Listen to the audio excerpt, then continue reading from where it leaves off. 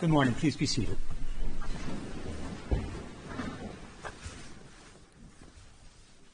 Calling Part 59 calendar number 1, Donald Trump, indictment 71543 of 23. Your appearances, please. Good morning. For the people, ADA's Joshua Steinglass, Christopher Conroy, Susan Hoffinger, Becky Mangold, Matthew Colangelo, and Catherine Ellis. Good morning, people. Emil Bovey for President Trump, who's appearing via Teams. He's co-located with my partner, Todd Bush. All right. Good morning, Ms. Bovey. Good morning, Mr. Blanche. Good morning, Mr. Trump. Good morning. Although Mr. Bovey has already alluded to it, just for the record, I want to make clear that Mr. Blanche is appearing virtually with Mr. Trump, and you're currently in Florida. Is that correct? Yes, that's correct, Your Honor. Okay, and Mr. Trump's other attorney, Mr. Bovey, is with us in the courtroom. Pursuant to this court's decision and order dated January 3rd, 2025, Mr. Trump was given the option of appearing virtually, and subsequently counsel for Mr. Trump informed this court that Mr. Trump had elected to waive personal appearance and appear virtually. The position of sentence in this matter is permitted in New York, and I direct your attention to the matter of People v. Reyes, 72 Miscellaneous 3rd, 1133, 2021. Before turning to the matter of sentencing, I want to confirm that the people and defense counsel have both received copies of the probation report. You have not? Thank you. Let the record reflect that the people are being handed a copy now.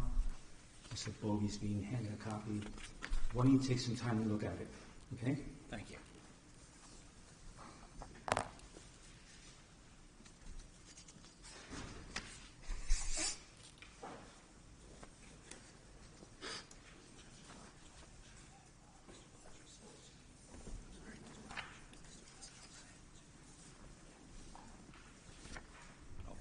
While the parties look at the probation report, Mr. Blanche, I'd like to confirm that you received an e-copy of the report? Yes, Your Honor. We received a copy this morning, and I have it in front of me. Is there anything about that report that you would like to put on the record? Nothing other than the fact that it was that some of the facts and procedural history, especially involving other cases, are not up to date because of what's happened since the date of the report, but otherwise, given what we expect is happening today, nothing. Okay, thank you.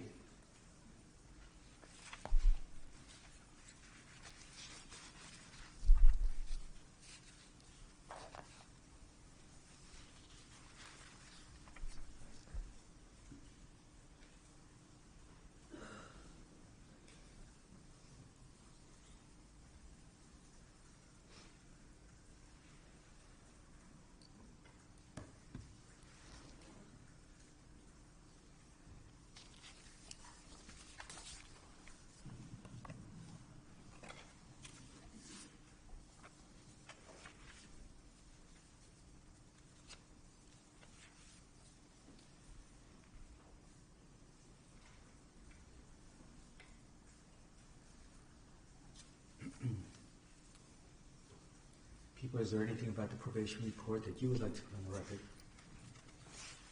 No, Judge, I just need a couple more time. If you don't mind.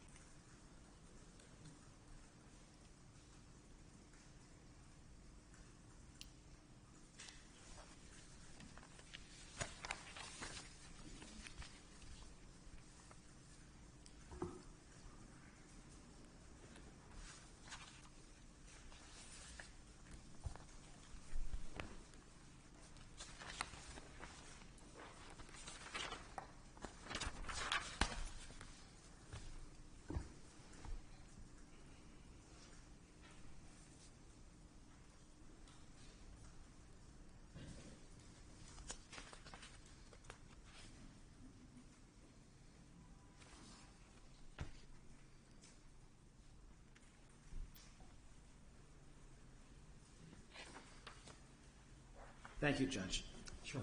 I don't think there's anything that we need to put on the record about it. Okay, thank you. Let's impose sentence, please.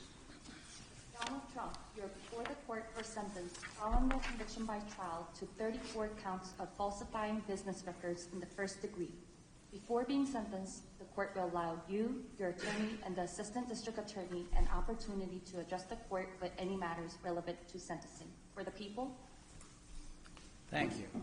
Judge, where's the preferred place for me to stand? Wherever you feel comfortable. Okay. The defendant in this case, as you know, stands convicted of 34 counts of falsifying business records in the first degree, all Class E felonies.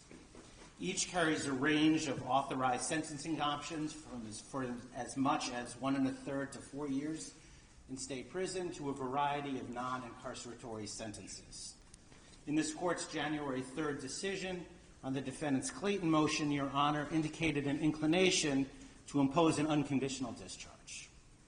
Under all the circumstances of this case, its unique posture and the defendant's status as president-elect, the people recommend a sentence of an unconditional discharge. In finding the defendant guilty in this case, the jury necessarily found unanimously that the defendant falsified 34 separate entries in his business records with the intent to defraud, which included an intent to commit or conceal a conspiracy to promote his own election by unlawful means. Having presided over the trial, Your Honor is very familiar with the conduct, its seriousness, and the overwhelming evidence to support the jury's verdict. I'm certainly not going to rehash that now. In last week's decision on January 3rd, this court referred to the gravamen of the defendant's conduct, his criminal conduct in this case, as constituting, quote, premeditated and continuous deception. The verdict was delivered by a jury that was carefully chosen using an extensive questionnaire based on suggestions from both parties and after thorough questioning of the prospective jurors by both sides. The verdict in this case was unanimous and decisive, and it must be respected. As this court has observed, quote, the sanctity of a jury verdict and the deference that must be accorded to it is a bedrock principle in our nation's jurisprudence. The defendant's conduct before, during, and after this trial also merits consideration. Instead of preserving, protecting, and defending our constitutionally established system of criminal justice, the defendant, the once and future President of the United States, has engaged in a coordinated campaign to undermine its legitimacy. Far from expressing any kind of remorse for his criminal conduct, the defendant has purposefully bred disdain for our judicial institutions and the rule of law. And he's done this to serve his own ends and to encourage others to reject the jury verdict that he finds so distasteful. He has characterized these proceedings as corrupt, rigged, a witch hunt, or a sham too many times to tabulate. The defendant's rhetoric has only ratcheted up since this court's rulings on his motions to dismiss.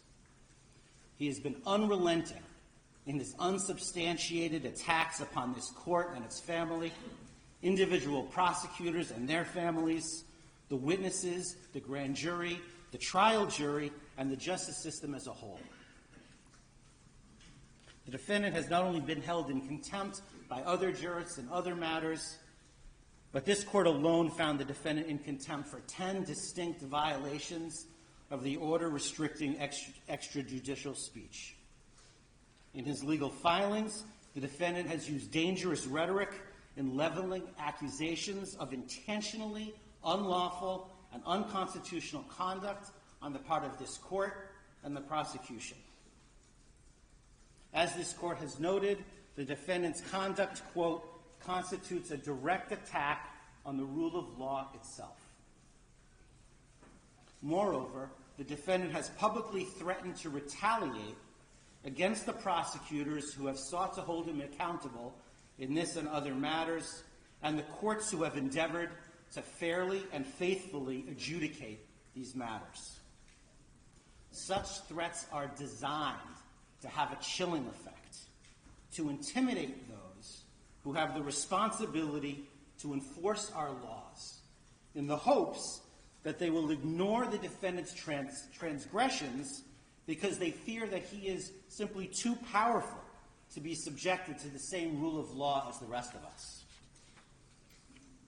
In his 2024 end-of-year report, United States Supreme Court Chief Justice Roberts warned of the dangers of such conduct. Quote, "Public officials, too, regrettably, have engaged in recent attempts to intimidate judges. For example, suggesting political bias in the judge's adverse rulings without credible basis for such allegations," end quote. Chief Justice Roberts continued, quote, "Attempts to intimidate judges for their rulings are inappropriate and should be vigorously opposed. Public officials certainly have a right to criticize the work of the judiciary, but they should be mindful that intemperance in their statements when it comes to judges may prompt dangerous reactions by others." Chief Justice Roberts also spoke of the dangers of disinformation, which are, quote, "magnified by social media, which provides a ready channel to instantly spread rumor and false information." Put simply, this defendant has caused enduring damage to public perception of the criminal justice system and has placed officers of the court in harm's way. In the probation report, which we just received this morning, the author, having interviewed the defendant, noted that the defendant sees himself as above the law and won't accept responsibility for his actions. And that's certainly consistent with everything else that we've seen. Now, in a typical case, both the offense conduct and these other exacerbating factors would impact the appropriate sentence. But in this case, we must be respectful of the office of the presidency and mindful of the fact that the defendant will be inaugurated as president in 10 days. Any undischarged portion of a sentence has the potential to interfere with the defendant's performance of the duties of his office. As a practical matter, the most sensible sentence prior to his inauguration is an unconditional discharge. The court has expressed an inclination to do exactly that because, in the court's words, quote, "the most viable solution to ensure finality and allow defendant to pursue his appellate options is to proceed to sentence." Now, as you know, in New York, a conditional discharge is authorized by penal law, quote, "if the court, having regard to the nature and circumstances of the offense and to the history, character, and condition of the defendant, is of the opinion that neither the public interest nor the ends of justice would be served by a sentence of imprisonment and that probation supervision is not appropriate." An unconditional discharge is authorized if a conditional discharge is authorized and, quote, "if the court is of the opinion that no proper purpose would be served by imposing any condition upon the defendant's release." Because these crimes are felonies, the court must set forth in the record the reasons for its action. The American public has the right to a presidency unencumbered by pending court proceedings or ongoing sentence-related obligations. But imposing this sentence ensures that finality. Sentencing the defendant permits this court to enter judgment, to cement the defendant's status as a convicted felon while he pursues whatever appeals he intends to pursue. And it gives full effect and respect to the jury's verdict while preserving the defendant's ability to govern. The people therefore recommend that this court impose a sentence of an unconditional discharge. Thank you. Thank you. Counsel. Thank you, Your Honor. I very, very much disagree with much of what the government just said about this case about the legitimacy of what happened in this courtroom during the trial and about President Trump's conduct fighting this case from before it was indicted to while it was indicted, through the jury's verdict, and even to this day. What the government just said presupposes something that we disagree with very much, which was that this was an appropriate case to be brought. It was not. This case, without a doubt, knowing everything we know about the timing of the investigation, the fact that multiple prosecutors looked at the fact of this case, including prosecutors within the district attorney's office in New York County, and made a decision not to bring charges. As the court knows, shortly after President Trump announced his intention to run for re-election, this case was started for what amounted to a third time, which brings us ultimately to where we are today. A lot of what the government just said presupposes that this case is legally appropriate and that the charges that were brought by the people were consistent with the laws of New York. Again, we very much disagree with that, and as everybody has been noted, because it's true, we certainly intend on appealing that. And it's not, by the way, just counsel and President Trump that feels that way.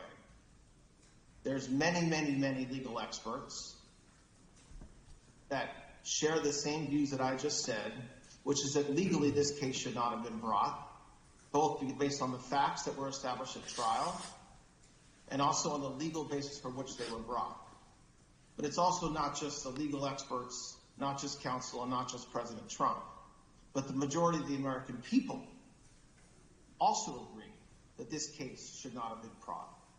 I mean, the interesting thing about the fact that there was a trial for the first time in our history, a criminal trial during an election season, is that the American voters got a chance to see and decide for themselves whether this is the kind of case that should have been brought. And they decided. And that's why in 10 days, President Trump was going to assume the office of the President of the United States. And certainly we're here for the court to sentence President Trump to an unconditional discharge. And for that, it's a very sad day. It's a sad day for President Trump and his family and friends. But it's also, in counsel's view, a sad day for this country, because this was a case, without a doubt, that was brought by a district attorney who promised that he would go after President Trump if elected and felt like he had to go through with that promise. And so that's sad. And I hope, and I know that President Trump shares this view, that this will never happen again in this country. And so we certainly understand where we are today. We very much intend on pursuing an appeal of this verdict and what happened during this investigation. And we certainly believe that the only appropriate sentence, if one's to be imposed at all, which we very much believe it shouldn't be, and that the case should be dismissed, is a sentence of an unconditional discharge. Thank you. Thank you. Would your client like to be heard? Yes, thank you, Your Honor. This has been a very terrible experience. I think it's been a tremendous setback for New York and the New York court system. This is a case that Alvin Bragg did not want to bring. He thought it was, from what I read and from what I hear, inappropriately handled before he got there. A gentleman from a law firm came in and acted as a district attorney, and that gentleman, from what I heard, was a criminal or almost criminal in what he did. It was very inappropriate. It was somebody involved with my political opponent. Part of the records that we're talking about, they're saying, I just noticed where he said I was falsifying business records. Well, the falsification of business records, as they say it, was calling a legal expense in the books where everybody could see them, a legal expense. In other words, that legal fees or legal expense were put down as legal expense by accountants. They weren't put down by me. They were put down by accountants. I didn't call them construction, concrete work. I didn't call them electrical work. I didn't call them anything. They called a legal fee or a legal expense, and for this, I got indicted. It's incredible, actually. Now, if you look, my attorney alluded to it, the top legal scholars and legal pundits in this country, the ones that are quoted all the time on television, that are making their views felt and highly respected people, have said, everyone, virtually everyone that I know of, I haven't seen any to the contrary, not one, and none of these people are not exactly friends of mine, to put it mildly, but they all said this is a case that should have never been brought. It's an injustice of justice. Very respected Jonathan Turley, Andy McCarthy, Judge David Rifkin, a wonderful man who just passed away, by the way, Greg Jarrett, Ellie Honig from CNN, of all places. CNN said that. Paul Ingrassia, Alan Dershowitz, they all said this is not a case that should be brought. It's not, think about it, legal expenses are down as legal expenses, and I get indicted for business records. Everybody should be so accurate. It's been a political witch hunt. It was done to damage my reputation so that I'd lose the election, and obviously that didn't work. And the people of our country got to see this firsthand because they watched the case in your courtroom. They got to see this firsthand, and then they voted, and I won and got the largest number of votes by far of any Republican candidate in history, and won, as you know, all 7 swing states, won conclusively all 7 swing states, and won the popular vote by millions and millions of votes, and they've been watching your trial. So they understood it. I wasn't allowed to use the lawyer-client privilege or the reliance on counsel. I had a lawyer that made this deal, and he admitted that. And he was also a totally discredited person. We weren't allowed to use the information from the Southern District that totally discredited him. It wasn't allowed to be put in. And that was terrible, unbelievable. And this is a man who's got no standing. He's been disbarred on other matters, unrelated, and he was allowed to talk as though he were George Washington, but he's not George Washington. He shouldn't have been allowed. The Southern District did a book of approximately 28 pages where I've never seen anything like it. They excoriated him. You wouldn't let it be put into evidence, so he was able to testify as a witness, and I think it's a disgrace to the system. I was under a gag order. I'm the first president in history that was under a gag order where I couldn't talk about aspects of the case that are very important. I guess I'm still under, so probably I won't do it now. I assume I'm still under a gag order. But the fact is that I'm totally innocent. I did nothing wrong. They talked about business records, and the business records were extremely accurately counted. I had nothing to do with them. That was done by an accountant or a bookkeeper who I think gave very credible testimony and was corroborated by everybody that was asked. And with all that's happening in our country today, with a city that's burning to the ground, one of our largest, most important cities burning to the ground, with wars that are uncontrollably going on, with all of the problems of inflation and attacks on countries and all of the horrible things that are going on, I got indicted over calling a legal expense a legal expense. It was called a legal expense. I just want to say I think it's an embarrassment to New York, and New York has a lot of problems, but this is a great embarrassment. I believe that this and other cases that were brought, as you know, the DOJ is very much involved in this case. That's because that's the political opponent they're talking about.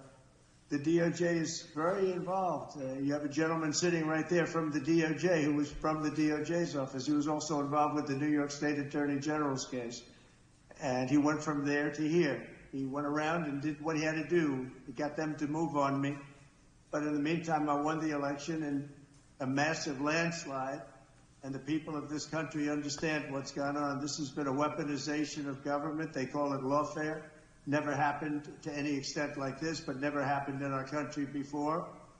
And I'd just like to explain that I was treated very, very unfairly. And I thank you very much. Thank you, Mr. Trump. Mr. Trump, you appear before this court today to conclude this criminal proceeding by the imposition of sentence. Although I have taken the unusual step of informing you in advance of my inclinations, before imposing sentence, I believe it is important for you, as well as those observing these proceedings, to understand my reasoning for the sentence I am about to impose. The imposition of sentence is one of the most difficult and significant decisions that any criminal court judge is called upon to make. Our legislature sets the parameters for an authorized sentence, but it is a judge that must decide what constitutes a just conclusion to a verdict of guilty. A court is vested with broad discretion in determining what sources or evidence it may consider to arrive at an appropriate sentence. In doing so, the court must consider the facts of the case along with any aggravating or mitigating circumstances.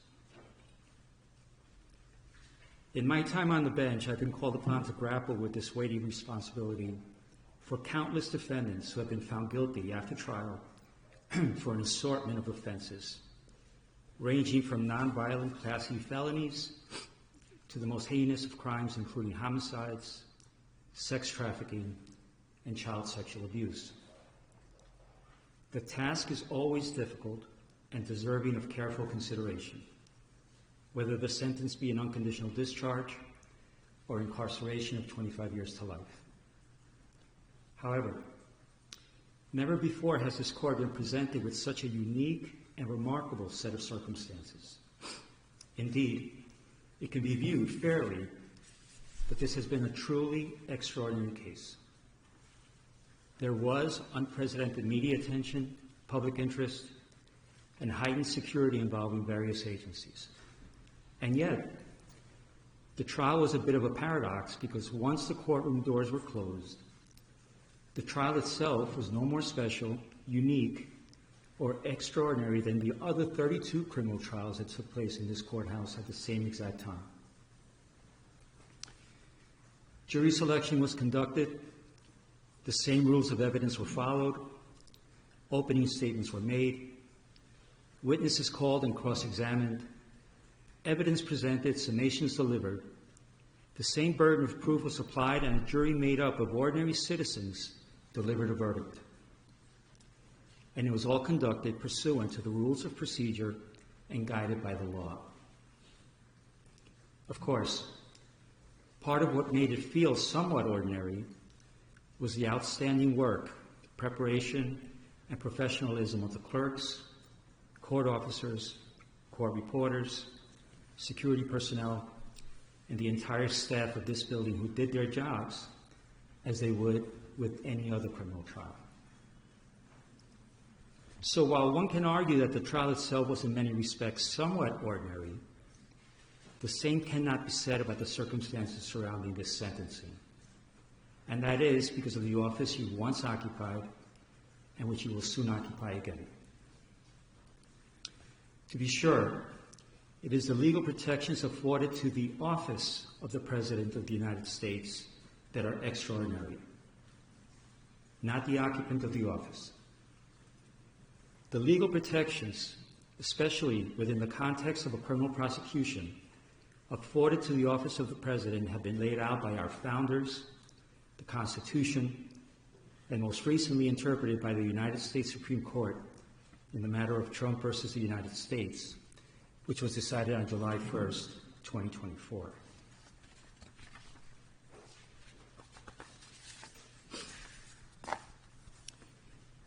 As with every other defendant in your position, it is my obligation to consider any and all aggravating and mitigating factors to inform my decision. Some of those aggravating factors have already been articulated in my Sandoval ruling at the start of this trial, and by my recent written decisions on December 16th and January 3rd. Thus, they need not be repeated at this time.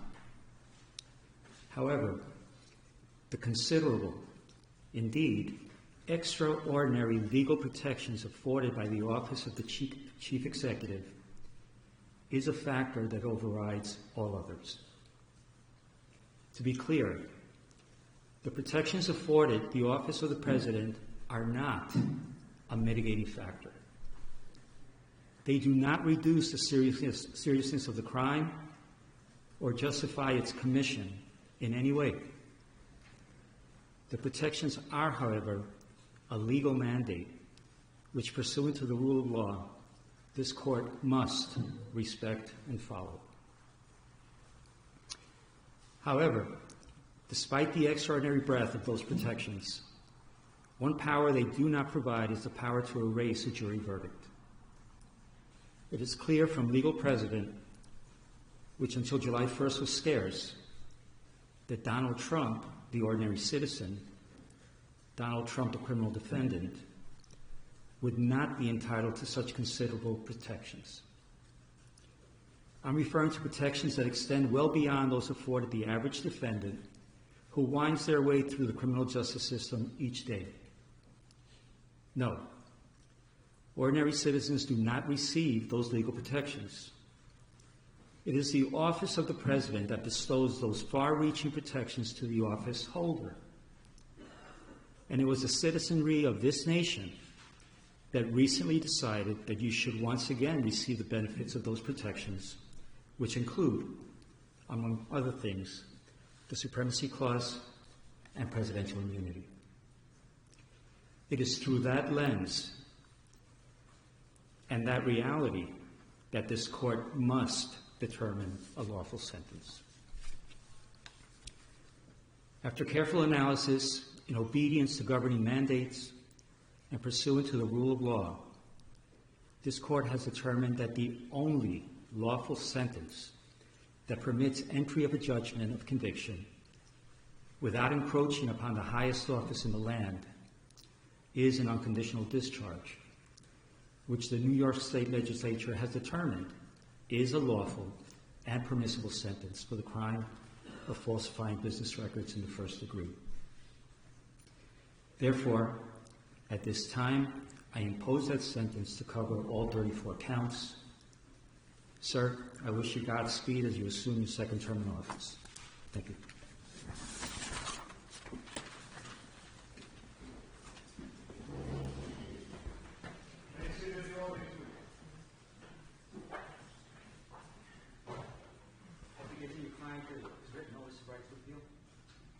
We will.